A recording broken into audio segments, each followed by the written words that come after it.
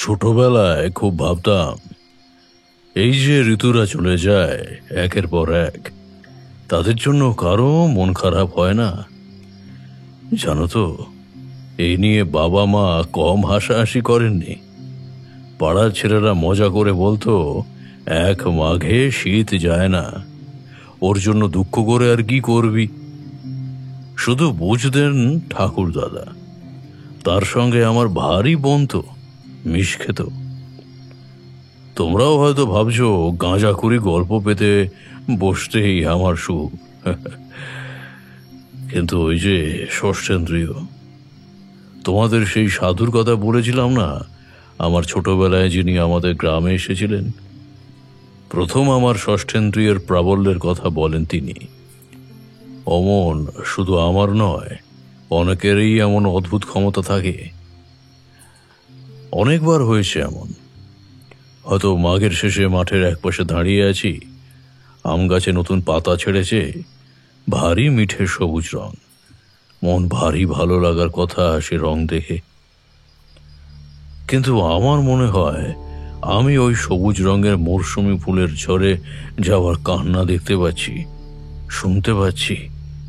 উত্তরে হাওয়ার বিদায় বেলায় দীর্ঘশ্বাস। বিশ্বাস করো, এমনটা হতো। তারানাথ থামলেন। চারির খোকাটি দৌড়ে সে তার কোলে উঠেছে। একটি খেলনা মোটর গাড়ির বায়না তার অনেক দিনের। কিশোরী আবার তারানাথকে না জানিয়েই সেটি কিনে এনেছে চাঁদনি থেকে। প্রথম দিকে এমন সব অযাচিত উপহারে তিনি বিরক্ত হতেন, অপ্রস্তুত হতেন। এখন আর উচ্চবাচ্য করেন না। হয়তো বয়সের ভারে তিনি সর্বংসহা হয়ে পড়েছেন, বা এমনটাও হতে পারে যে আমরা তার পরিবারের অবিচ্ছেদ্য অঙ্গ হয়ে পড়েছি। আর হব নাই বা কেন? চারি আমাদের সামনেই পুতুল খেলতে খেলতে বড় হলো। তারপর পুতুলের খেলনাপাতি ফেলে আমাদের সামনে সংসার জীবনে প্রবেশ করলো। তার খোকার এখন যা বয়স, সেই বয়স থেকে সে আমাদের কাছে লেসের ফিতে পুতুলের বিয়ের মালার বায়না করে করে বড় হয়েছে। তাই কোনো ভালোবাসার বা স্নেহের উপহার তাদের হাতে তুলে দিতে আমাদের আর কুণ্ঠাবোধ হয় না। আর তারানাথেরও হওয়ার কথা নয়।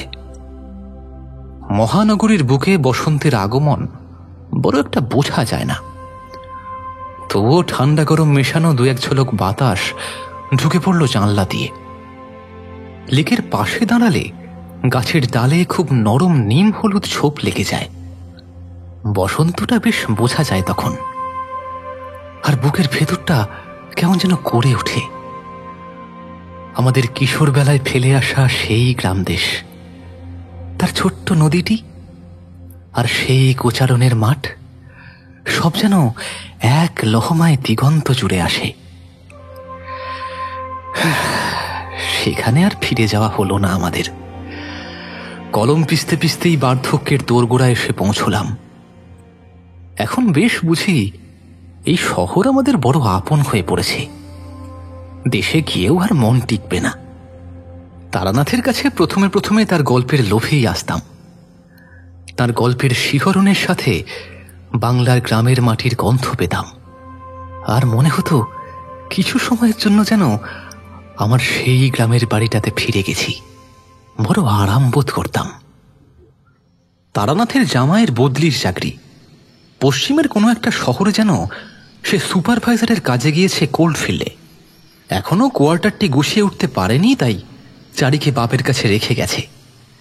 দু একদিনের মধ্যে তার চিঠি আসার কথা। চারিও গোছগাছে ভারী ব্যস্ত। অবশ্য মাঝে মাঝেই আমাদের জন্য মুড়ি, চা, শশার যোগান দেওয়ার একটুও খামতি নেই। তোমাদের একটা ঘটনার ব্যাপারে বলা হয়নি আজ পর্যন্ত। বড় আশ্চর্য ঘটনা। এতে আমার আর কোনো ভূমিকা ছিল না, একমাত্র দর্শক হওয়া ছাড়া। কিশোরী তাড়াতাড়ি পকেট থেকে একটা পাসিং শো বার করে বাড়িয়ে দিল। লাইটার দিয়ে একটা সিগারেট ধরিয়ে তারপর চুপচাপ টান দিয়ে কিছুক্ষণ বসে রইল তারানাথ।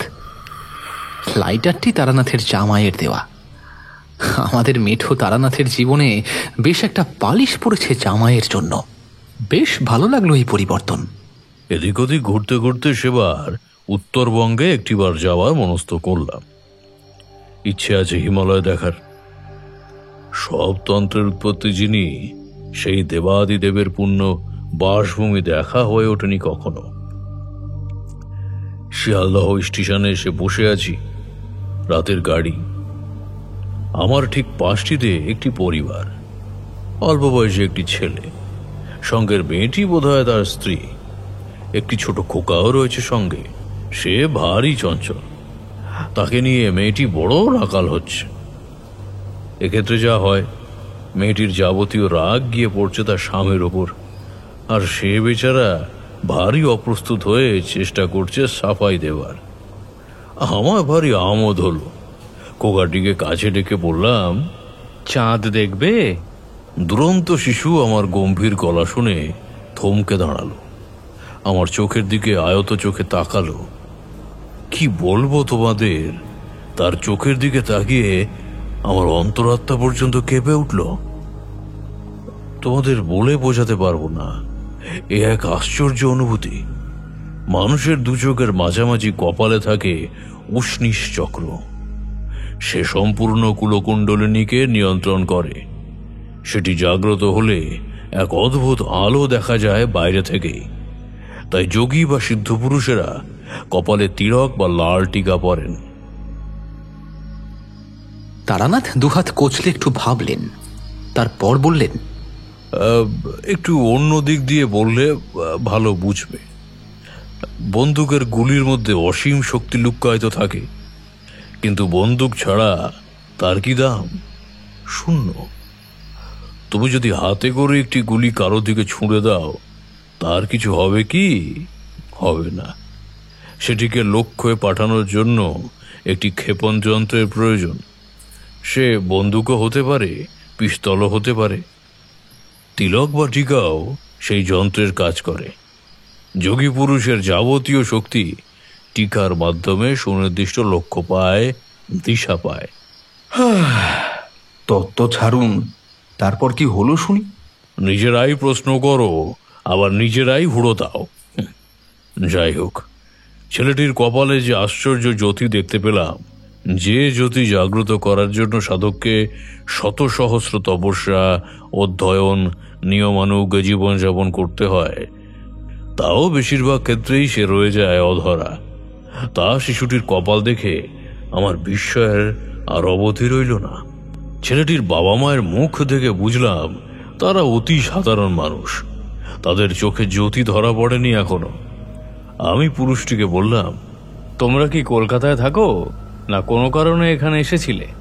আমার মুখের দিকে তাকিয়ে ছেলেটি কিছুক্ষণ চুপ করে রইল। অপরিচিত মানুষের সঙ্গে ব্যক্তিগত আলোচনা করতে তার কিছু বাদ ছিল হয়তো। আমি মৃদু হেসে বললাম, চিন্তা করো না, তোমার ছেলে একদম সুস্থ আছে। ছেলেটি তো চমকে উঠলই। তার স্ত্রী শিশুটিকে কোলে তুলে নিয়েছিল। সেও থমকে দাঁড়ালো। গাড়ির খবর হয়েছিল, দার্জিলিং মেল 4 নম্বর প্ল্যাটফর্ম থেকে ছাড়বে। পরিবারটির লটবহর বিশেষ কিছু ছিল না।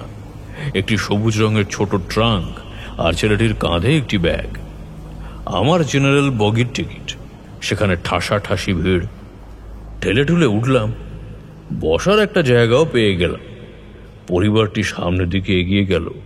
তাদের নিশ্চয়ই রিজার্ভ সিট। আপনিও তো ইচ্ছা করলে রিজার্ভ করতে পারতেন সিট।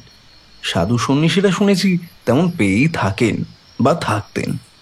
তারানাথ শ্লেষটি এড়িয়ে গেলেন। কিশোরী যে পরিহাসের ছলে কথাগুলো বলছে সেটা আমরা জানতাম। সাধু সন্ন্যাসী সেজে অতিরিক্ত সুবিধা নেওয়ার মানুষ আর যেই হন, তারানাথ নন। মিনিট 5 বাকি আছে ট্রেন ছাড়ার। ছেলেটি দেখলাম আমাদের কামরায় জানলা দিয়ে উঁকিঝুঁকি মারছে। আমাকে দেখেই হাত নাড়ল। আমার সিটের খুব কাছেই কামরার দরজা। উঠে গিয়ে তাকে বললাম, ট্রেন ছেড়ে দেবে, তুমি এখানে কি করছো?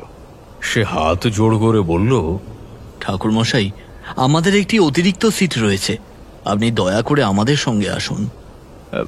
না না, সে হয় কি করে? তোমাদের অসুবিধা হবে। আমার ছেলে একটি সিটে ঘুমিয়ে পড়লে তার পাশে বসেই আমার স্ত্রী যেতে পারবেন। আপনি আপনি দয়া করে আমাদের সঙ্গে আসুন, আপনাকে আমার বড় প্রয়োজন। এমন অবস্থায় বেশি ভাবারও সময় থাকে না। বাচ্চা ছেলেটির প্রতি আমারও আকর্ষণ বড় কম নয়। দুর্গা বলে নেমে পড়লাম। ছেলেটির নাম মাধব ভট্টাচার্য। উত্তরবঙ্গের বন পাহাড়ের মধ্যে এক ছোট্ট গ্রাম লাটপঞ্চর, সেখানেই তার বাস। পাহাড় প্রেমীরা ঘুরতে আসে সেখানে। হোটেল টোটেল তেমন নেই ওদিকটায়, হোমস্টে মতে গৃহীদের সঙ্গেই তারা থাকে। একটি সুন্দর পক্ষীনিবাস আছে। আছে কুয়াশা মোড়া নীল পাহাড়, সিংকোনা চাষ হয় কিছু কিছু। মাধবের ঠাকুরদাদা একসময় সাহেবদের চা বাগানের ম্যানেজার হয়ে সে অঞ্চলে এসেছিলেন। স্বাধীনতার পর মালিকানার হস্তান্তর হলে সাহেবরা জমি জমা সব বেচে স্বদেশে ফিরে যান। মাধবের ঠাকুরদাদার মনে সেই যে হিমালয়ে গেঁথে বসল, তিনি আর ফিরতে পারলেন না। লটপঞ্চরে স্থায়ীভাবে বসবাস শুরু করে দিলেন। সেই থেকেই মাধবের পরিবার ওখানেই আছে। মাধবের স্ত্রীর পরমা, লম্বা চুল কোমর ছাপিয়ে নেমেছে মেয়েটির। ভারী নরম মনের মেয়ে সে, সর্বদাই হাসি খুশি মুখ। তার মুখের দিকে চাইলে বড় শান্তি পায় প্রাণ। শুধু চুলের রংটা চোখে লাগে বড়। চুলের এমন টকটকে লাল রং আমি কোথাও দেখিনি। দুর্গাপুর পার হতে রাত 12টা বাজল। আমার রাতের আহার তো তোমরা দেখেছই, তা বরাবরই সামান্য। দুটি ছিঁড়ে মুড়ি আর আখের গুড় চিবুতে চিবুতে মাধবকে বললাম, তোমাদের সঙ্গে তো চললাম, কিন্তু এখনো যে সমস্যাটি শোনা হলো না। বড় মা তার ঘুমন্ত ছেলেটির মাথা কোলে নিয়ে বসেছিল। বাইরে ঝমঝম করছে রেলগাড়ির ছুট। আমার কথা শুনে তার মুখে ভয়ের ছাপ পড়ল। মাধবের মুখের দিকে তাকিয়ে মেয়েটি একবার ঢোক গিলল। মাধবের খাওয়া হয়ে গিয়েছিল, শুকনো খাবার। গামছায় হাত মুছে আসন পিড়ি হয়ে বসলো সে। তারপর আমার দিকে সরাসরি তাকিয়ে বলল, ঠাকুর মশাই, বছর সাতেকের বাচ্চাকে আপনি অনর্গল সংস্কৃত শ্লোক আউড়ে যেতে শুনেছেন কোনোদিন? দেখো মাধব, এসব পরিস্থিতির উপর নির্ভর করে। সেকালে ছেলেরা ব্রহ্মচর্যাশ্রমে এর চেয়েও কম বয়সে শুনে শুনে বেদাদি গ্রন্থ শিখে ফেলত। তাছাড়া যদি জন্ম থেকে আপনজনের পুজো অর্চনা দেখে বা শুনে আসে, এমন হওয়া আশ্চর্য নয়। কিন্তু ঘটনাটা বিশদে বলি শুনুন। গত বছর আশ্বিন মাসের দিকে ঘটনাটা প্রথম ঘটে। আমাদের বাড়ি গ্রামের বাইরের দিকে, একটু উঁচু জায়গায়। পুজোর আগে একটি পরিবার ওই বর্ধমানের ওদিক থেকে এখানে এসেছেন সপ্তাহখানেকের জন্য। তারা স্বামী স্ত্রী। আমার ছেলের নাম সঞ্জয়, আমি খোকা বলেই ডাকি। সেই দম্পতি যখন আমাদের বাড়িতে প্রথম এলেন, আমি তখন বাইরে ছিলাম। পরমা তাদের ঘর, খাবার আর স্নানের জলের ব্যবস্থা করে রান্নাবান্নার দিকে মন দিয়েছে। আমি ফেরার পথে দেখি কালীঝোড়ার পাশে খোকা দাঁড়িয়ে। আমি একটু অবাক হলাম। এত দূর পর্যন্ত খোকা কোনোদিন আসেনি, স্বাভাবিকও নয়। পথ বলতে কেবল একটা সরু দাগ মাত্র। কালীঝোড়া যেখানে বড় রাস্তা পার হয়, সেখান থেকে ঝোড়ার এই অংশ পর্যন্ত যাও বা চলনসই, ভাদ্র আশ্বিনে এখান থেকে আমার বাড়ি পর্যন্ত তা একেবারেই চলার যোগ্য থাকে না। গাড়ি বড় রাস্তায় ছেড়ে দিয়ে পায়ে হেঁটে লটপঞ্চরে পৌঁছতে হয়। বড় পিছল আর দুর্গম সেই পাহাড়ি বুনো পথ। আমি সাত তাড়াতাড়ি খোকাকে কোলে নিয়ে জিজ্ঞাসা করলাম, তুমি এত দূর এসেছো কেন বাবা? 3 জন এসেছে, 2 জন খুব ভালো, বুড়ো লোকটা পচা, রাগী রাগী, এত বড় বড় দাড়ি, ধোঁয়া ধোঁয়া। আমি একটু অবাক হলাম। নিশ্চয়ই বয়স্ক কোনো মানুষ এসে ধূমপান করছেন, এ তো স্বাভাবিক। আগেও তো এমন আবাসিক খোকা দেখেছে, এমন তো কোনোদিন বলেনি। আর পাহাড় জঙ্গল পার হয়ে এসে এত দূরের পথ চিনলই বা কি করে? তাকে কোলে নিয়ে একটু তাড়াতাড়ি বাড়ির দিকে হাঁটলাম। মনটা কেমন একটু খচখচ করতে লাগলো। বাড়ি পৌঁছানোর একটু আগে একটা জায়গায় সিংকোনা হয়ে আছে, ওই বিঘে 2 জুড়ে। তার পাশ থেকে পাথরের একটা ঢাল উঠে গেছে খাড়া। হাতকড়ি ওপরে একটা গুহা মতো জায়গা দেখলাম। জন্ম এখানে রয়েছি, কোনোদিন জায়গাটা চোখে পড়েনি। আর সেখানে পৌঁছানোর পাথরের গায়ে শ্যাওলা জমে আছে। একেই এখানে গাছপালার পাতা ভেদ করে রোদ পৌঁছায় না, তাই বর্ষা সবে গেছে। খোকা সেদিকে চুপ করে তাকিয়ে আছে, তার চোখ স্থির, পলক পড়ে না। হঠাৎ ফিসফিস করে সে বলল, ধোঁয়া, কত ধোঁয়া।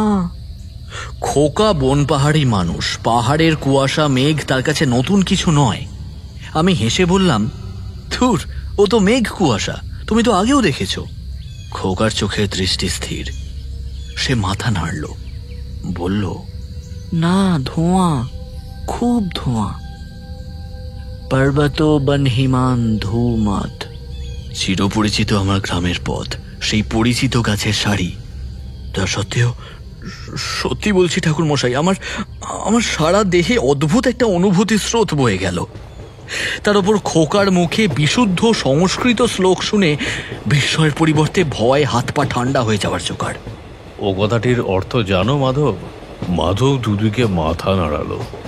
পরমার মুখের দিকে তাকিয়ে বুঝলাম সেও জানে না। বললাম, শ্লোকটির অর্থ ধোঁয়া দেখা যাওয়ার অর্থ কোথাও না কোথাও আগুন লেগেছেই, বিপদের আগাম সংকেত। যাই হোক, তারপর খোকাকে নিয়ে বাড়ি এলাম। সে তার খেলনা নিয়ে ব্যস্ত হয়ে পড়ল। আমি হেসেলে গিয়ে পরমার কাছে গেলাম। সে তখন রান্নায় ব্যস্ত। স্বাভাবিক সুরে জিজ্ঞাসা করলাম, হ্যাঁ গো, আর কিছু আনতে হলে বলো, বেলাবেলি কালীঝোড়া আর মংপুর বাজার থেকে আনিয়ে রাখি। ডালে ফোড়ন দিয়ে সে বলল, ডিম আর মুরগি তো আনতেই হবে, পারলে কিছু ফুলও নিয়ে এসো, বুঝলে? তারা বোধহয় নতুন বিয়ে করে এসেছেন, খুশি হবেন। আর বয়স্ক যিনি এসেছেন তার জন্য? কার কথা বলছো? কেন, ওই ওদের সঙ্গে যে বয়স্ক মানুষটি এসেছেন তিনি? অদ্ভুত দৃষ্টিতে পরমা কিছুক্ষণ আমার দিকে তাকিয়ে রইল, তারপর রাগী গলায় বলল, রঙ্গে উত্থাল দেয় নাকি থেকে থেকে? যাও, দরকারি জিনিসগুলো নিয়ে এসো। আমি কেমন একটা ভেবলে গেলাম। খোকা তবে কাকে দেখেছে? বানিয়ে বলার মতো বুদ্ধি যেমন তার নেই, তেমনি মশকরা করার মতো দুর্বুদ্ধিও তার হবে না। খোকা বারান্দায় বসে খেলছিল। আমায় বেরিয়ে যেতে দেখে গম্ভীর গলায় বলল, বাবা, টর্চ নিয়ে যাও। আমি একটু বিরক্তই হলাম। এই তো মংপু ঘন্টা দেড়েকের পথ, যাওয়া আসায় 4 ঘন্টা। দুপুর 2টোর মধ্যেই ফিরে আসতে পারবো, এতে টর্চ নিয়ে যাওয়ার কোনো প্রয়োজনই নেই। যদিও খোকা জ্বালাতন একেবারেই করে না, তবুও ধমকের সুরেই তাকে বললাম, মাকে বিরক্ত করো না কিন্তু, আমি দুপুরের মধ্যেই ফিরে আসব। খোকা আর কিছু বলল না। আমি কালীঝোড়ার দিকে রওনা দিলাম। সেখান থেকে মংপুর বড় বাজারে যাওয়ার গাড়ি মিলবে। নির্জন পথ।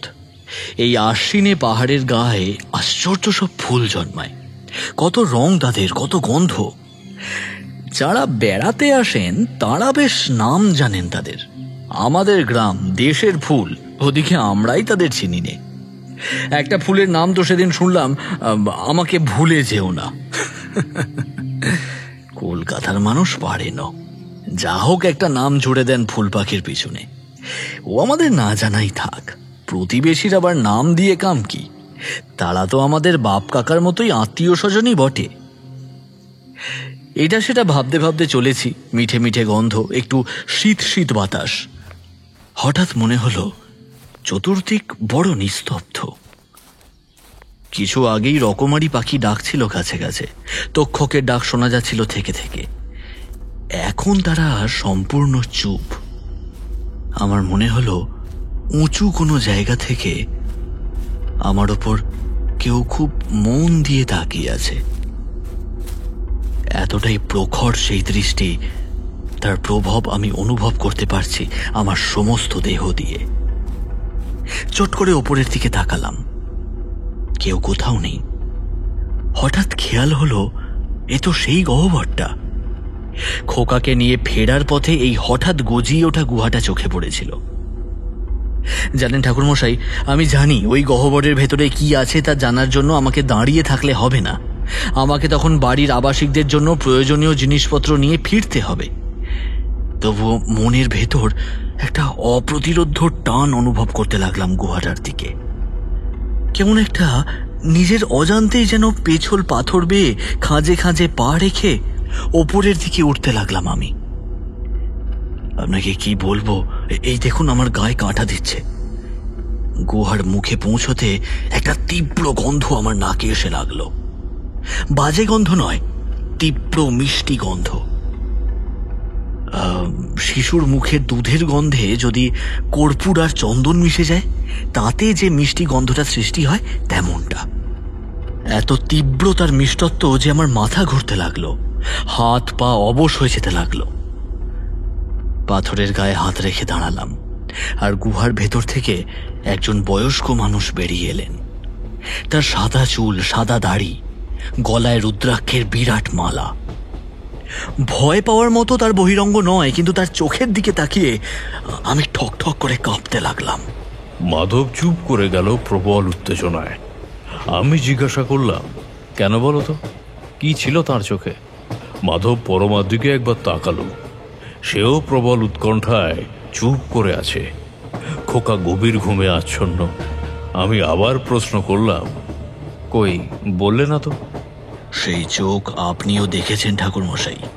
ট্রেনের কামরায় বজ্রপাত হলো যেন। ট্রেন বোধহয় কোনো স্টেশনে ঢুকছিল। ব্রেক কষার ক্যাঁচকোঁচ শব্দ ছাড়া আর কোনো শব্দ নেই। ট্রেন তখনও গড়াচ্ছে। আমার মনে হলো পৃথিবীও যেন থামতে চলেছে। নৈশব্দ ভেঙে আমি প্রথম কথা বললাম, সে চোখ আমি দেখেছি বলছো? তা সেই মানুষটি বলল কি তোমায়? আরও একবার পরমার দিকে তাকিয়ে নিয়ে মাধব আমাকে বলল, তিনি বললেন, বাবা, বললাম তোমাকে টর্চ নিয়ে আসতে, শুনলে না। এখন গুহার অন্ধকারে পথ চলবে কি করে? আমি আতকে উঠলাম। দার্জিলিং মেল একবার নড়ে উঠেই স্থির হয়ে দাঁড়িয়ে পড়ল। লর্ড পঞ্চার পৌঁছতে হলে আগে কালীঝোড়া পৌঁছতে হয়। শিলিগুড়ি স্টেশন থেকে বিধান মোড়ের দূরত্ব খুব বেশি নয়। একা হলে হেঁটেই চলে যাওয়া যেত, তবে সঙ্গে মহিলা আছেন, আছে একটি শিশু, আর সামান্য লর্ড বহরও পথ চলার সময় অসম্ভব রকম ভারী হয়, সে তো তোমরা জানোই। রিক্সা চড়ে বিধান মোড়ে পৌঁছালাম। সেখান থেকে শালুগাড়া মোড়ের গাড়ি পাওয়া যায়। এ এক জ্বালা। দার্জিলিং গ্যাংটকের মতো বেশি দূরত্বে যাওয়ার কাতারে কাতারে গাড়ি মিললেও কাছাকাছি দূরত্বগুলোর জন্য তোমাকে যেতে হবে কেটে কেটে। সে তুমি সেবক, কালীঝোড়া, মালবাজার, যেখানেই যাও না কেন। শালুগাড়া থেকে সেবক রোড ধরলে ঘন্টা দেড়েকের মধ্যে কালীঝোড়া পৌঁছানো যায়। তীরের গতিপথ মতো সোজা পথ ছুটে গেছে পাহাড়ের অন্দরমহলের দিকে। অযোধ্যা, বাঘমুন্ডি, ছোটনাগপুরের পাহাড় আগেও দেখেছি, কিন্তু হিমালয়ের রূপ দেখে ওই যে কি বলে কবির ভাষায়, চিত্রার্পিত বৎ, তেমনটা হয়ে বসে রইলাম। ডুয়ার্সের বন দুদিকে ছড়িয়ে আছে, আর তারই মাঝখান দিয়ে সীমন্তিনীর সিঁথির মতো পথ। পথের পাশে তিস্তা কিছুক্ষণ ছুটে চলল নতুন অতিথি দেখতে আসা ছোট্ট মেয়েটির মতো। তারপর আবার কখন যেন পাথর খেলা মনে পড়ায় হারিয়ে গেল বন পাহাড়ের অন্তরালে। আপনার এই অভিরূপটি তো আগে বিশেষ ধরা পড়েনি ঠাকুরমশাই। অন্দরের দিকে একটু সাবধানতার দৃষ্টিতে দেখে তারা না সিগারেটটা ধরালেন। তারপর ধোঁয়া ছেড়ে বললেন, স্থান মাহাত্ম্য বুঝলে কিনা? ও সৌন্দর্য দেখে যা বলবে তাই কবিতা শোনাবে। তারপর যা বলছিলাম আর কি, যাই হোক, তো আমাদের একটা পাশে দাঁড় করিয়ে মাধব কিছু কেনাকাটা করতে গেল। চারিদিকে উঁচু উঁচু গাছ, কখনো মেঘ কখনো রোদ। হঠাৎই সঞ্জয়ের চোখে চোখ পড়ল আমার। ঘাড় কাত করে সরল দৃষ্টিতে সে আমার দিকে তাকিয়ে আছে। আমার একটু অস্বস্তি লাগলেও সে ভাবখানা গোপন করে বললাম, তোমাদের বাড়ি যাচ্ছি জানো তো? তুমি ভালো লোক, তোমার মালায় পদ্মের গন্ধ। এই, তুই পদ্ম কবে দেখেছিস যে সব বলছিস? খোকা ঠিকই বলেছে মা, আমার গলার এ মালা পদ্ম বীজ দিয়েই তৈরি। তা বাবা, তুমি পদ্ম কোথায় দেখেছো? তোমার মন্ত্র নেওয়ার দিন আসছে আবার। আমার মন্ত্র নেওয়ার দিন? আমার বোধ শক্তি প্রবল বলেই জানতাম। স্বয়ং কাল ভৈরবকে আমি সামনে থেকে দেখেছি, পেয়েছি মধুসুন্দরী দেবীর ভালোবাসা। মাতঙ্গিনীর যোগবলের কারসাজি হৃৎস্পন্দন বন্ধ হয়ে যাওয়ার উপক্রম হয়েছিল। তা সত্ত্বেও ওই অষ্টম বর্ষীয় বালকের মৃদু হাসি ভরা কথায় আমার কপালে বিন্দু বিন্দু ঘাম দেখা দিল। পাহাড়ের গা বেয়ে ওঠা শাল গাছগুলোর মাথা হঠাৎ মেঘে কালো হয়ে এলো, ধোঁয়াটে ধূসর মেঘ। মাধব একটা পাহাড়ি লোকের মাথায় মালপত্র তুলে নিয়ে এগিয়ে এলো। আমরা লোকটির পিছু পিছু পাথরের কাঁচা রাস্তা ধরলাম। মেঘলা আকাশ বলেই হয়তো পাখি কম ডাকছে। তার মায়ের হাত ধরে খোকা হাঁটছে আনমনে। তার দিকে তাকালেই আমার মনটা অসম্ভব ভারী হয়ে উঠছে। মনের এ ভার যে অশুভ চিন্তা জনিত বা আশু অমঙ্গলের ভীতি তা নয়, আবার সেই ভয় ঝেড়েও ফেলতে পারছি না। সঞ্জয়কে ঘিরে এক প্রবল চৌম্বকীয় শক্তি তরঙ্গ আমি অনুভব করতে পারছি। দেখতে পাচ্ছি সে তরঙ্গমালার মুহুর্মুহু পরিবর্তন। কখনো সে শ্বেত শুভ্র আলোকে সমুজ্জ্বল, আবার পর মুহূর্তেই ঘোর কৃষ্ণবর্ণ। চলতে চলতে আমরা পথের পাশের সেই সিংকোনা বনটির কাছে পৌঁছালাম। আমি জায়গাটি চিনতে পেরে দাঁড়িয়ে পড়লাম। চতুর্দিকে নিস্তব্ধ। পাকপাখালি তো দূরের কথা, বুনো পোকামাকড়েরও তো কয়েকটি নির্দিষ্ট ডাক শোনা যায়, তাও সম্পূর্ণ নিশ্চুপ। দু একটি পাতা নড়লেও যেন বোমা ফাটার মতো শব্দ হচ্ছে। মুটে সহ খোকা আর পরমাকে রওনা করিয়ে দিয়ে মাধব আমার কাছে ফিরে এলো। গুহামুখের পাথরের গায়ে কালো কালো ছোপ, আর সেই ছোপগুলো নির্দিষ্ট বৃত্তের আকারে ঘিরে আছে প্রবেশদ্বারটিকে। আমাকে সেদিকে তাকিয়ে থাকতে দেখে মাধব কিছুক্ষণ চুপ করে দাঁড়িয়ে রইল। হয়তো আমি নিচে থেকে কিছু বলবো সেই অপেক্ষায়।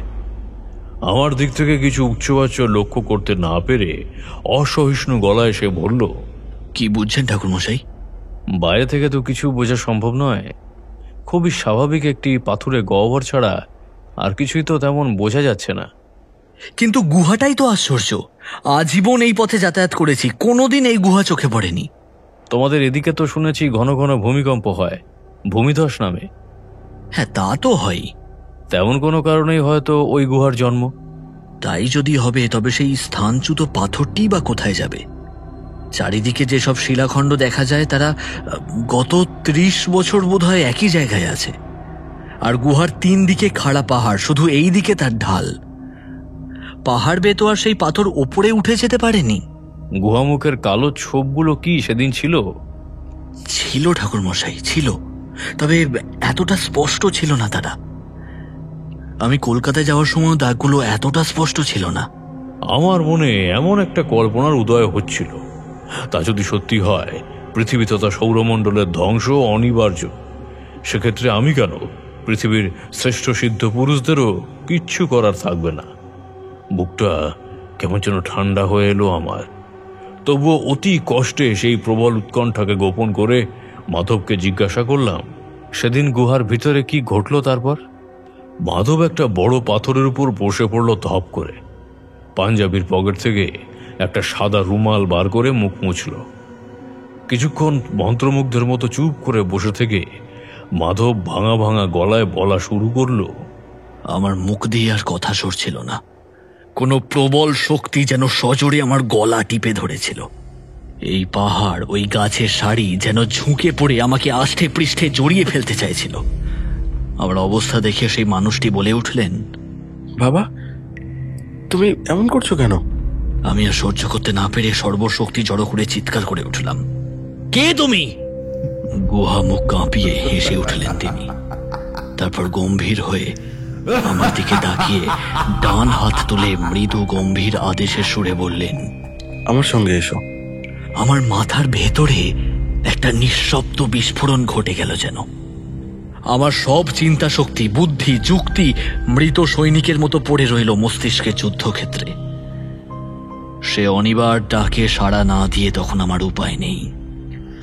গাছেরা পাতা নেড়ে নেড়ে বারবার বলে দিতে লাগলো তাঁর আদেশ মান্য করা আমার কথা, আর আমিও মন্ত্রমুগ্ধের মতো তাকে অনুসরণ করতে লাগলাম। কিছু দূর যাওয়ার পরেই গুহামুখ থেকে যেটুকু আলো আসছিল তাও বন্ধ হয়ে গেল। নিশ্চিদ্র অন্ধকার। হোঁচট খেতে খেতে, কোথাও আবার সুড়ঙ্গের নিচু অংশে ঠক্কর খেতে খেতে আমি এগিয়ে চললাম। অনেকটা সময় চলার পর মনে হলো আমি একটা ফাঁকা হল ঘরের মতো জায়গায় এসে পড়েছি। কলি চুনের গন্ধে ভরে আছে চতুর্দিক। খুব অস্পষ্টভাবে বোঝা যাচ্ছে বৃত্তাকার জায়গাটি। বেশ কিছুটা সময় অন্ধকারে থাকার জন্যই মনে হয় চোখটা সয়ে গেছে। তিনি একটি পাথরের ওপর বসে আমাকে গম্ভীর সুরে বললেন, তোমাকে কয়েকটি কথা বলে রাখি বাবা, অক্ষরে অক্ষরে মনে রাখবে। আমার সব কথা শুনতে পাচ্ছ তো? আমি ঘাড় নেড়ে হ্যাঁ বললাম। তিনি বললেন, সর্বপ্রথম তোমাকে এমন একজন সাধককে খুঁজে বার করতে হবে যার জন্ম বা দীক্ষা গ্রহণ করেছিল 1955 সালের 20 জুন। তার সন্ধান আমি তোমাকে দেব। তাকে নিয়ে আসবে আমাদের বাড়িতে, আর তাকে বলবে তিনি যেন আমাকে শেষ সরিষা পিতকরবীর ব্যবহার শেখান। আমি মন্ত্রমুগ্ধের মতো জিজ্ঞাসা করলাম, সেই সিদ্ধ পুরুষকে আমি পাবো কোথায়? তখনই আপনার ঠিকানা আমি পাই। আর সত্যি কথা বলতে কি, আপনার খোঁজেই আমরা খোকাকে নিয়ে কলকাতায় যাই, তেমনই নির্দেশ ছিল। আপনার মঠ লেনের বাড়িতে তালা দেখে আমরা হতাশ হয়ে ফিরে যাচ্ছিলাম। তারপর শিয়ালদা স্টেশনে আপনার হঠাৎ দেখা পাই, নেহাতি কাকতালীয় ভাবে। আর যদি আমার দেখা না পেতে? আবার আসতে হতো আমাকে বা আমাদেরকে। আমার এই নিয়তি খণ্ডানোর নয়। আচ্ছা, কি ঘটেছিল ঠাকুরমশাই 1955 সালের 20 জুন তারিখে? ওই দিনটি আমার দীক্ষা গ্রহণের দিন। সে তো জানি, কিন্তু আর বিশেষ কিছু ছিল কি? বিদ্যুৎ চমকের মতো একটা অসম্ভব কল্পনা আমার মাথায় এলো। আমি বললাম, সেদিন সূর্যগ্রহণ ছিল। আচ্ছা মাধব, গুহাবাসী মানুষটি তোমাকে কি কি বিষয়ে খোকাকে শিখিয়ে দিতে বলেছিলেন আরেকবার বলো তো। শ্বেত সরিষা, পিতকরবীর ব্যবহার, দ্রব্যগুণ, আর আর আর কি? আরেকটি মন্ত্র ওই গুহা মানুষটি আমাকে বলে দিয়েছিলেন আপনাকে শোনাতে। সেটিও খোকাকে শেখানোর নির্দেশ ছিল। কি সেই মন্ত্র? ওং নমঃ দিগম্বরায় দিবাকরাসন স্তম্ভ নং কুরু কুরু সোয়াহা। মাধব, মাধব, দয়া করে বলো, তোমার নিকট জনের মধ্যে বা সুপরিচিত শত্রুমিত্রের মধ্যে দিবাকর নামের কেউ আছেন? কোনো এক দিবাকর নামের মানুষকে তুমি চেনো? শুধু একটিবার বলো। না ঠাকুর মশাই, ওই নামে তো আমি কাউকে চিনি না। হে ঈশ্বর! আমি পথের উপরে বসে পড়লাম কাঁপতে কাঁপতে। মাধব ছুটে এসে আমার কাঁধ ধরে ঝাঁকাতে লাগলো। রুদ্ধশ্বাসে বলতে লাগলো, ঠাকুর মশাই বলুন, কি হয়েছে? কি বুঝেছেন আপনি? দয়া করে বলুন ঠাকুর মশাই। এই প্রকাশ্য দিবালোকেও আমার চোখে অন্ধকার ঘনিয়ে আসছে। থরথর করে কাঁপছে শিলাপ্রাচীর। গাছের ফাঁকে ফাঁকে যেন দৌড়ে বেড়াচ্ছে এক আদিম বিধ্বংসী বাতাস। খোকার হাসি হাসি মুখ আর তার কথাটি আমার মনে পড়ে গেছে এখন।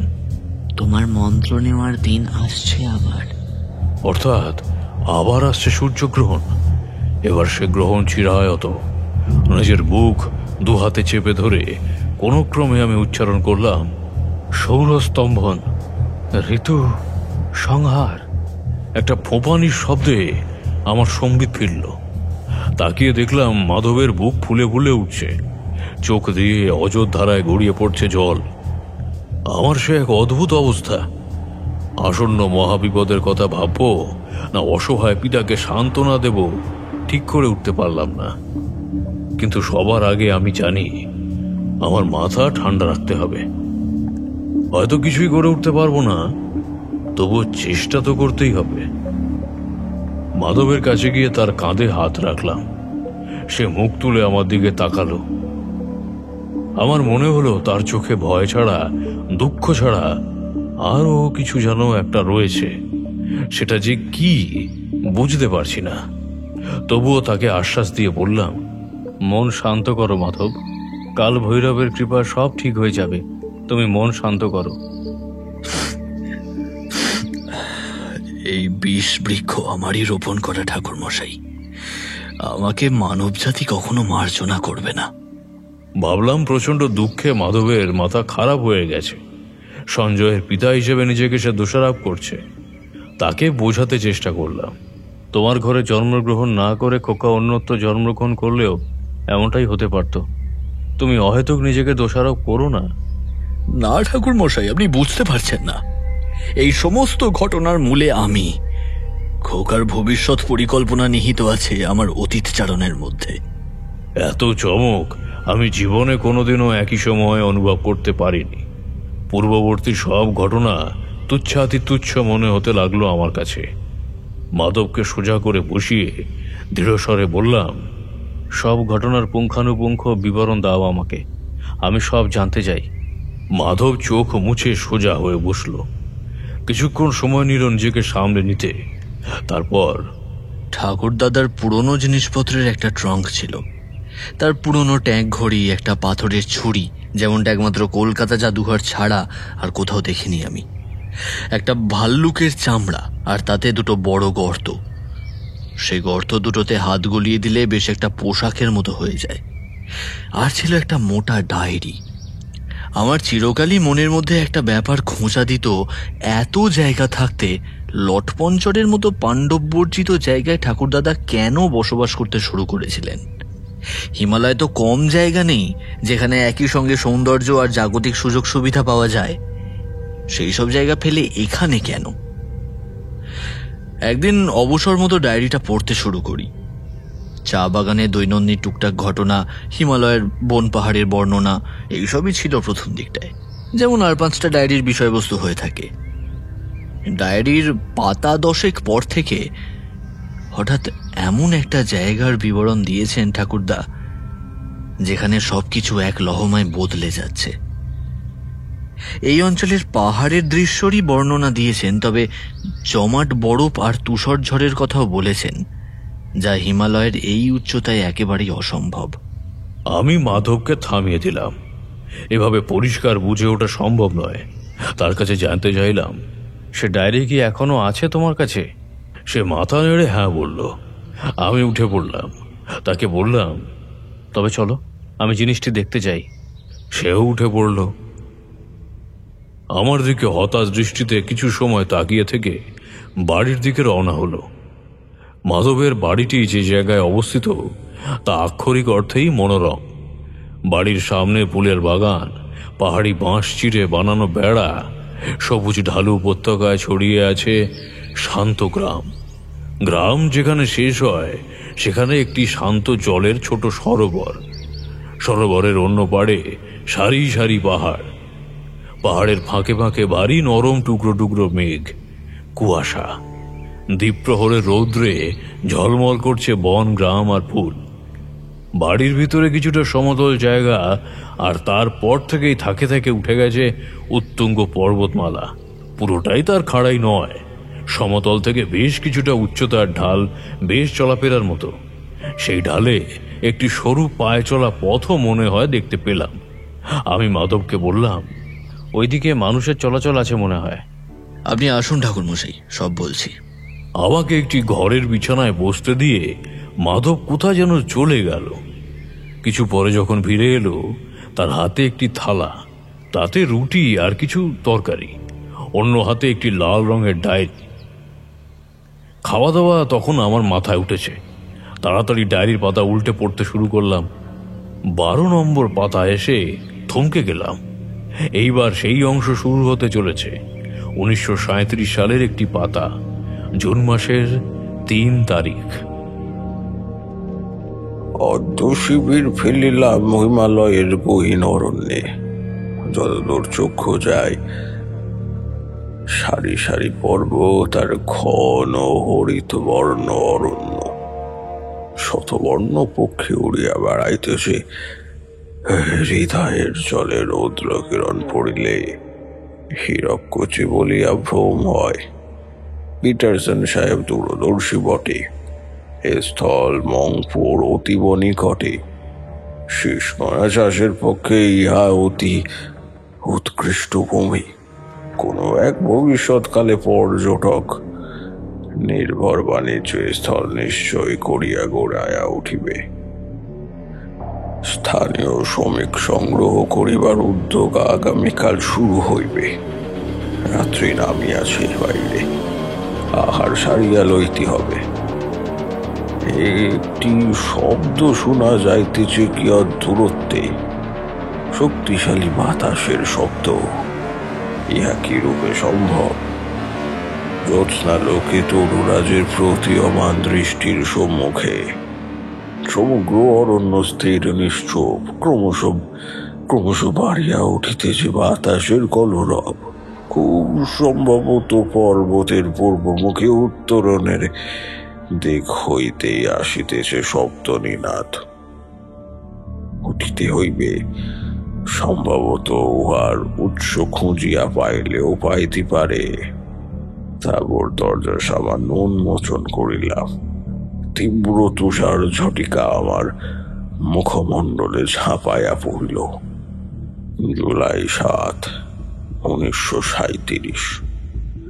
প্রবলতম মারণ ব্যাধির কবল হইতে ফিরিয়া আসিলে দেহেও এবং মনের যেমন অবস্থা হইয়া থাকে, আমার পরিস্থিতি তাহা হইতে ভিন্ন নহে।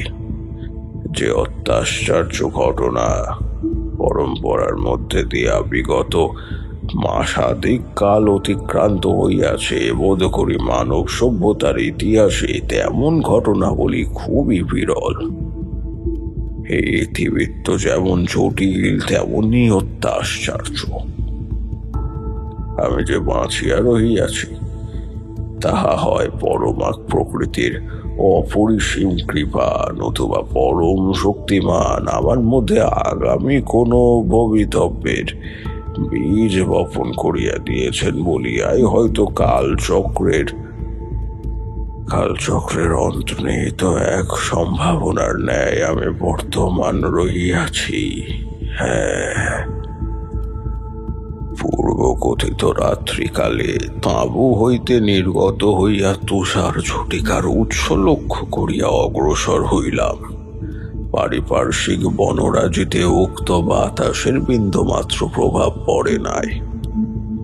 উহা যেন কোনো নির্দিষ্ট গতিমুখ হইতে নির্গত হইতেছে এবং ঋজু পথে ধাবিত হইয়া আমার তাঁবুর ওপরে আসিয়া পড়িয়াছে।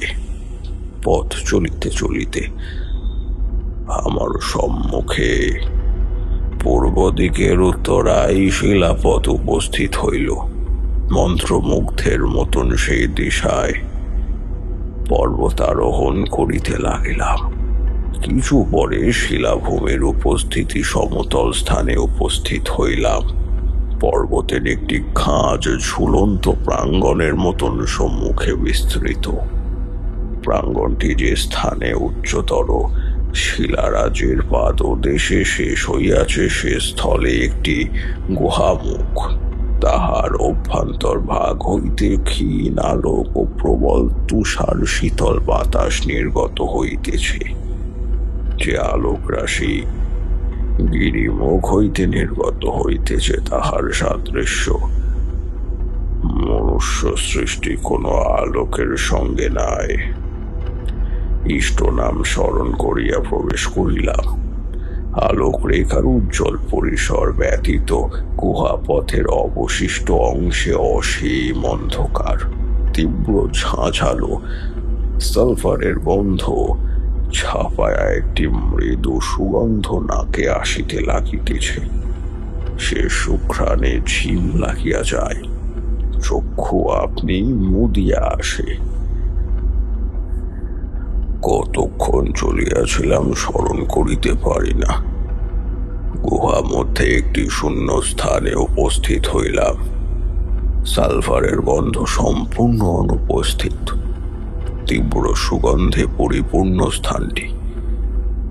অপর পার্শ্বের শিলা প্রাচীরে অভ্যন্তরের অপর একটি পথ বইয়া উন্মত বাতাস ছুটিয়া আসিয়া শূন্যস্থান প্রবল ঘূর্ণাবর্তের সৃষ্টি করিয়াছে। সে অসীম শক্তিধর ঘূর্ণনে আলোক রশ্মিগুলিও প্রবল বেগে ঘূর্ণিত হইতেছে, আর ক্রমে সে আলোক রেখা কৃষ্ণবর্ণ ধারণ করিতেছে। প্রবল শৈত্য আতঙ্কে দেহ আমার থরথর করিয়া কাঁপিয়া উঠিল। আমার সমগ্র শরীর পলায়ন করিতে চাইতেছে, কিন্তু মনের গহীনে এক প্রবল আকর্ষণ অনুভব করিতেছি সম্মুখে অগ্রসর হইবার। মন্ত্রচালিত মৃন্ময় মূর্তির মতন সে ভয়ালো ঘূর্ণাবর্তের মধ্যে গিয়ে পড়িলাম। মুহূর্তের মধ্যে আমার দেহটি শূন্যে উঠিল।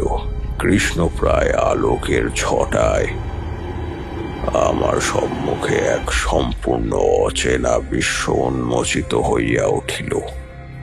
বিপরীত পার্শ্বের গুহা মুখ দিয়ে দেখিতে পাইলাম এক তুষার বৃত্ত প্রান্তর। সেই তুষার শ্মশানে তৃণমাত্র উপস্থিত নেই।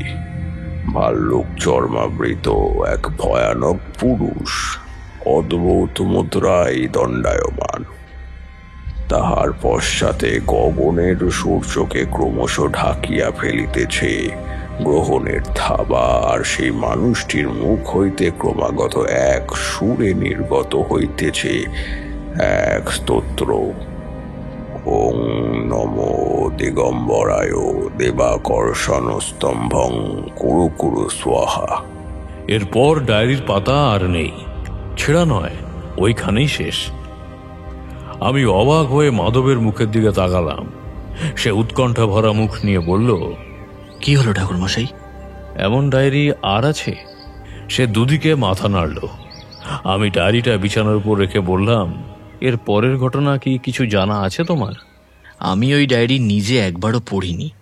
ঠাকুর দাদা মারা যান আমি যখন বছর 5-এর, তাই এই ব্যাপারে জানা নেই আমার কিছুই। কোনোদিন কি বুঝেছি এই পরিস্থিতিতে পড়ব? আগে জানলে খোকার সামনে ওই বাক্স খুলে রাখার ভুল আমি কোনোদিনও করতাম না। পথশ্রমের ক্লান্তি তো ছিলই, তার উপর এই সমস্যার কোনো আশু সমাধান হাতের কাছে না থাকায় খুব ক্লান্ত লাগছিল। জানি বিশ্রাম নেওয়ার চেষ্টা করেও খুব একটা লাভ হবে না, দু চোখের পাতাও এক করতে পারবো না। মাথা কাজ করছিল না। মাধবকে সঙ্গে নিয়ে খোকার কাছে গেলাম। বাগানের দোলনাটিতে খোকা বসেছিল। আমাদের দেখে এসে হাসল। আমি তার পাশে বসলাম। কোনো যুক্তিসঙ্গত প্রশ্ন মাথায় না আসায় সরাসরি বোকার মতো প্রশ্ন করলাম, সঞ্জয়, তুমি যা যা জানো আমাকে বলো। খোকা শান্ত চোখে আমার দিকে একবার তাকালো। মাধব নিঃশব্দে মাথা নাড়ল। খোকা আমাকে বলল, আমি নবগ্রহ জানি, 7 সমুদ্র জানি, 4 বেদ জানি, 6 ঋতু, 10 দিক জানি। সে তো সবাই জানে, তুমি ওই পাহাড়ের গুহার কথা কি জানো?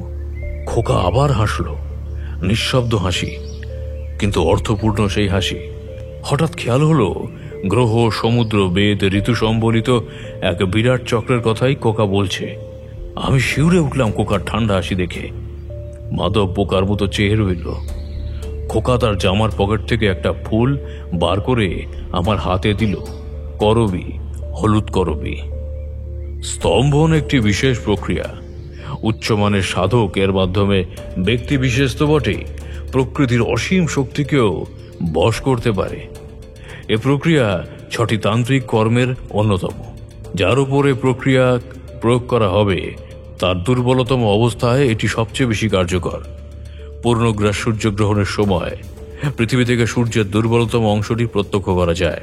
সেই সময়টি সূর্যস্তম্ভন করা সবচেয়ে সহজ হয়েছে, আর তা সম্ভব হলে সমস্ত ঋতুচক্র তথা সূর্যের গতি সে তান্ত্রিকে করায়ত্ত হয়ে পড়বে। সোজা কথায় সূর্যদেব তার কেনা গোলাম হয়ে থাকতে বাধ্য হবেন। কিশোরী হেসে উঠল। আমি না হেসে চুপ করেই রইলাম, কিন্তু তারানাথের এ কথার বিন্দুমাত্র সায় দিতে পারলাম না। কিশোরী বলল, সূর্য কি শুধু পৃথিবীতেই আছে ঠাকুরমশাই? আরে এত বড় আকাশগঙ্গা ছায়াপথের ঠিক কেন্দ্রস্থলে সে আছে। আর কত গ্রহ, উপগ্রহ, গ্রহাণুপুঞ্জ তার শক্তিতে বলীয়ান। পৃথিবীতে যখন সূর্যগ্রহণ হচ্ছে, অবশিষ্ট সৌরজগতে তখন কি সর্বত্র সূর্যগ্রহণ হচ্ছে? শুধুমাত্র পৃথিবীতে বসে সূর্যের উপর কি করে নিয়ন্ত্রণ সম্ভব? তুমি বোধহয় খেয়াল করনি, তোমার প্রশ্নের মধ্যেই তোমার উত্তর লুকিয়ে আছে। সূর্যালোকের যে অংশটুকু পৃথিবীতে আসে তাকে নিয়ন্ত্রণ করলেই পার্থিব সূর্যকে আয়ত্ত করা হয় নাকি? আর বাকি সৌরজগতের সূর্যলোক হলো নিষ্ফলা, তাই অন্য কোনো গ্রহে প্রাণের অস্তিত্ব মাত্র নেই। প্রাণময় পার্থিব সূর্যলোকই জীবনদায়ী সূর্যের দেবত্ব। তাকে বশে আনলেই সম্পূর্ণ সূর্যটি হাতে আসে। যাই হোক, গল্পটা তো বলুন। আচ্ছা, ভালো ভালো, বিশ্বাসও করবে না, আবার প্রতি সপ্তাহে এসে হত্যে দেওয়াও চাই নিত্যনন্দন গল্পের জন্য। যাই হোক, শোনো। চারি ধূপ জ্বালিয়ে দিয়ে গিয়েছিল। তার মন্দ মন্দ গন্ধ মৃদু বাতাসের ভরে ছড়িয়ে পড়েছিল ঘরের কোনায় কোনায়। শাঁখ বাজার শব্দ শোনা গেল উঠোনের তুলসী তলা থেকে। সন্ধ্যা আহ্নিকের জন্য তারানাথকে উঠতে হলো, আর আমরাও সে ফাঁকে দুটো সিগারেট ধরিয়ে টানতে পারলাম। বেশবাস পরিবর্তন করে এসেছেন তারানাথ। চার তেলে ভাজা এবং গরম বাদাম মাখানো মুড়ি দিয়ে গেল চারি। তারানাথও তার গল্পের খেই ধরে এগোতে লাগলেন। আমি বেশ নিশ্চিত করে বুঝলাম, কোনো না কোনোভাবে খোকা আর গুহাবাসী সাধু এক ও অভিন্ন লোক। কালচক্রের এক অস্বাভাবিক নিয়মে তারা সময় দুটি অংশে অবস্থান করছে। সাধনার কিছু অজ্ঞানতা বশত সেই ভয়ানক সন্ন্যাসী সৌরস্তম্ভন করে উঠতে পারেনি, তাই অতীতের খোকা বা তার শৈশবের মাধ্যমে সে অজ্ঞানতার খামিতিগুলি পূর্ণ করে নিতে চাইছে। কালচক্রের অমোঘ নিয়ম অতিক্রম করে খোকার কাছে আসা তার পক্ষে সম্ভব নয়। দুটি কাল সমাপতিত হলে উভয়েরই ধ্বংস সুনিশ্চিত। আমি মাধবের কাছ থেকে তার ঠাকুরদাদার ডায়েরিটি নিয়ে আবার খুঁটিয়ে পড়তে লাগলাম। কয়েকটা ব্যাপার এবার খুব ভালো করে লক্ষ্য করতে পারলাম। মাধবের ঠাকুরদাদা সন্ন্যাসীকে গুহার মধ্যে দেখেননি। সঙ্গপথের অন্য পাড়ে এক ভালুক চর্মাবৃত পুরুষকে দেখেছিলেন, আর দেখেছিলেন তুষার প্রান্তের আকাশে সূর্যগ্রহণ। কম বেশি যাই হোক, ওই পাথুরে গুহার মধ্যেই এই ঘটনার পূর্বকথন বা উত্তর কথা খুঁজে পাওয়া যাবে, এ স্থির বিশ্বাস আমার জন্মেছিল। আপাতত বিশ্রামের অত্যন্ত প্রয়োজন। মাধবকে জানিয়ে রাখলাম রাতে গুহায় প্রবেশ করতে হবে। স্নান করে শুয়ে পড়লাম। ঘুম এলো না। একটা ঘোর আচ্ছন্ন করে রাখলো আমার সমস্ত সত্তা। মাঝে মাঝে স্বপ্নের মধ্যে উঁকি মেরে যেতে লাগলো খোকার মুখ, একটি গুহা, সূর্যগ্রহণ। রাত্রি বড় তাড়াতাড়ি নামে পাহাড়ে। বিকেলের পর সন্ধ্যাকে সাত তাড়াতাড়ি পিছনে ফেলে সরাসরি নেমে আসে রাত্রি। পর্বতের গায়ে গায়ে জ্বলে থাকা আলোর কণারা বুঝিয়ে দেয় মানুষের অস্তিত্ব। একসময় কুয়াশা ঘনিয়ে আসে আর তাদের ঢেকে দেয়। ধীরে ধীরে পাহাড়, বন, কুয়াশা, আকাশ এক মহাশূন্য হয়ে চোখের সামনে ভেসে থাকে। রাতের সামান্য খাবার নাকে মুখে গুঁজে আমি আর মাধব বেরিয়ে পড়লাম। প্রবল উত্তেজনার বশে মাধব কিছুই মুখে তুলতে পারল না। পরমার প্রবল আপত্তি ছিল খোকাকে এই দুর্গম পথে ছেড়ে দিতে।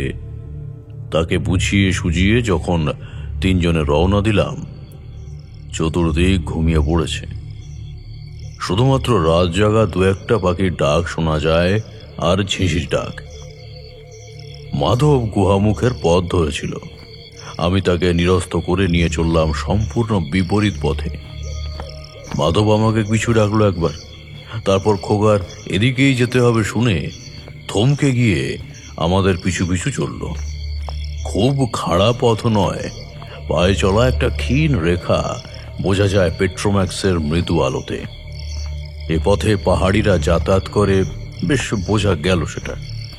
দুদিকে ইতিউতি ঝোপ, মাথার উপর ভিড় করে আছে বনস্পতিরা। কিছুটা ওঠার পর সামনে কিছুটা সমতল জায়গা, অনেকটা ওই মন্দিরের চাতালের মতো দেখতে সেটি। চাতাল যেখানে শেষ হয় সেখানে একটি গুহামুখ।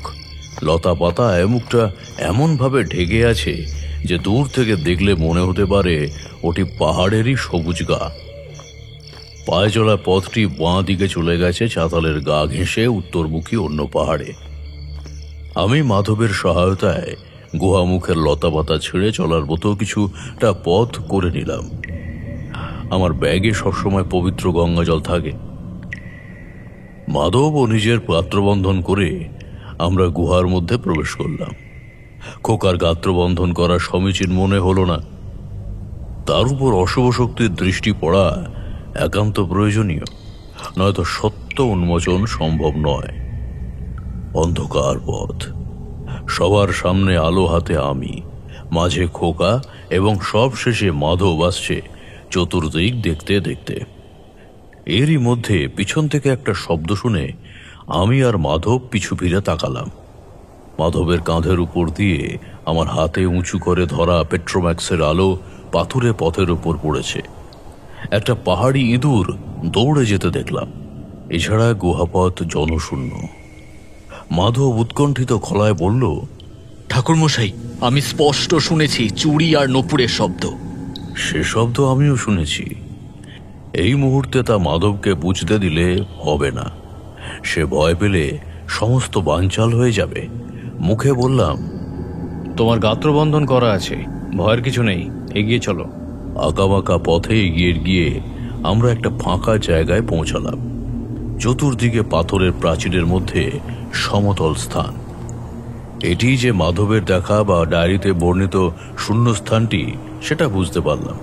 আমাদের পথের সম্পূর্ণ বিপরীতে একটি অন্ধকার পথও দেখা যাচ্ছে। সেটি ঘোর অন্ধকার। শূন্যস্থানের মাঝামাঝি একটি বেদির মতো জায়গা। তার ঠিক উল্লম্ব অবস্থানে গুহার ছাদে একটি বড় ছিদ্র। মাধব আবার চমকে পিছু ফিরে তাকালো।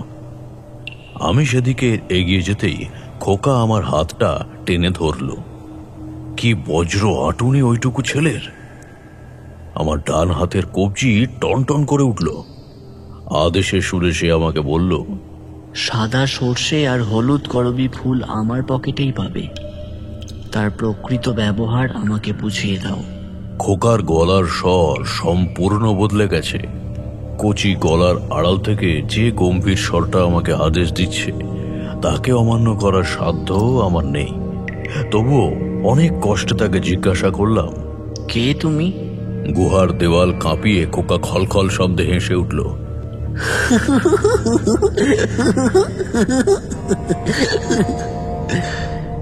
মাধব সে শব্দ সহ্য করতে না পেরে মেঝের উপর মাথা ঘুরে পড়ে গেল। আমার মনে হলো যে গুহাপথ বেয়ে আমরা এখানে পৌঁছেছি তার অন্ধকারে একটা মৃদু খিলখিল হাসির শব্দ যেন শুনতে পেলাম। সেদিকে ভ্রুক্ষেপ না করে খোকা গমগমে গলায় বলে উঠল, 3000 বছর ধরে পথ চলছি আমি, অক্লান্ত, অশেষ। এবার তার শেষ হবে। আমি দুরন্ত ভয়ের মধ্যেও দৃঢ় গলায় বললাম, আমি তোমাকে কোনো ক্রমেই শ্বেত সর্ষে আর পিতকরবীর ব্যবহার শেখাবো না সঞ্জয়, তাতে আমার প্রাণ যায় যাবে। খোকা আমার দিকে লাল টকটকে চোখ মেলে তাকাল। তার চোখের দিকে তাকিয়ে আমার কেমন যেন একটা অনুভূতি হল। সে অনুভূতি বলে বোঝানো যায় না। নিষ্ঠুর লাল রঙের চোখের কোলে ভেসে উঠেছে বেদনার ছাপ। দেখে মনে হয় এ রাগ, এ নিষ্ঠুরতা তার বহিরাঙ্গের। মনের অন্দরমহলে এক সরল নির্মল শিশু যেন পরিত্রাণের পথ খুঁজছে। আমি মনে সাহস সঞ্চয় করে তার কাছে গেলাম। কাঁধে হাত রাখতেই সে ফুঁপিয়ে কেঁদে উঠল। দ্রুত ওঠানামা করতে লাগলো তার ছোট্ট বুকটা। আমি দু হাতের তর্জনী আর বুড়ো আঙুল দিয়ে তার কপালে দুই পাশে টিপে ধরে রাখলাম। আস্তে আস্তে শান্ত হয়ে এলো সে। এমন সময় পিছনে একটি জান্তব শব্দ শুনে আমি ঘুরে তাকালাম। একটি নারী মূর্তি গুহা মুখ থেকে বেরিয়ে এসেছে। ধক ধক করে জ্বলছে তার চোখ দুটি। তার সারা দেহ ঘিরে আশ্চর্য শক্তি তরঙ্গমালা। আর সে তরঙ্গ ক্ষণে ক্ষণে রং পরিবর্তন করছে। কখনো সে উজ্জ্বল শ্বেত শুভ্র, কখনো ঘোর কৃষ্ণবর্ণ। বাতাসের অনুপস্থিতিতেও লাল টকটকে চুলগুলো তার উঠছে। স্পষ্ট বোঝা যাচ্ছে তা ওই শক্তি তরঙ্গের আকর্ষণের ফল। হিস করে ভয়ানক কণ্ঠে সে বলল, ঠাকুর মশাই, আমার যুগ যুগান্তরের সাধনায় বাধা দেবেন না, তার ফল ভালো হবে না। আমি বিস্মিত হতে যেন ভুলে গিয়েছিলাম। এত ঘটনার ঘনঘটা, এত চমক, এতেই যেন অভ্যস্ত হয়ে পড়েছিলাম ক্রমশ। হাত জোড় করে আকুল স্বরে বললাম, মা, তুমিও? খিলখিল করে হেসে উঠল বড় মা। ভয়ঙ্কর গলায় বলল, আমি না, একমাত্র আমি। ওই ডায়েরির লিখন গুহার মধ্যে মাধবের খোকার ভবিষ্যৎ রূপ দর্শন সব আমারই তৈরি প্রহেলিকা। তুমি বিনা বাক্য ব্যয়ে সঞ্জয়কে স্তম্ভন প্রক্রিয়া শিক্ষা দাও যদি বাঁচতে চাও। আমি আর্তনাদ করে উঠলাম। কিন্তু কেন? আপনি জানেন না সূর্য স্তম্ভিত হলে পৃথিবী ধ্বংস হবে? চোখের পলকে আমার মুখের সামনে চলে এলো পরমা। চোখের সাদা অংশে ফুটে উঠল সর্পিল লাল রক্ত প্রবাহ। একটা সুমিষ্ট গন্ধ ছড়িয়ে পড়ছে গুহা মধ্যে। আমার মাথা ঝিমঝিম করে উঠল। বিলুপ্ত হতে লাগলো জ্ঞান। ঘুম ঘুম অর্ধনিদ্রিত খানে আমি শুনতে পেলাম পরমার ভয়ঙ্কর গলা। পৃথিবী নিয়ে আমার মাথা ব্যথা নেই। যে সূর্য তার নিজের মেয়েকে নির্জন দ্বীপে নির্বাসন দেয় তাকে আমি ওই আকাশ পথে স্থির করে রাখবো, চলৎ শক্তি রহিত করে রাখবো চিরকালের মতো। আর আপনার সন্তান মহাশক্তিমান ভাস্করের স্তম্ভনের প্রচেষ্টায় তার মৃত্যু পর্যন্ত ঘটতে পারে। আবার হেসে উঠল পরমা। আমার সন্তান?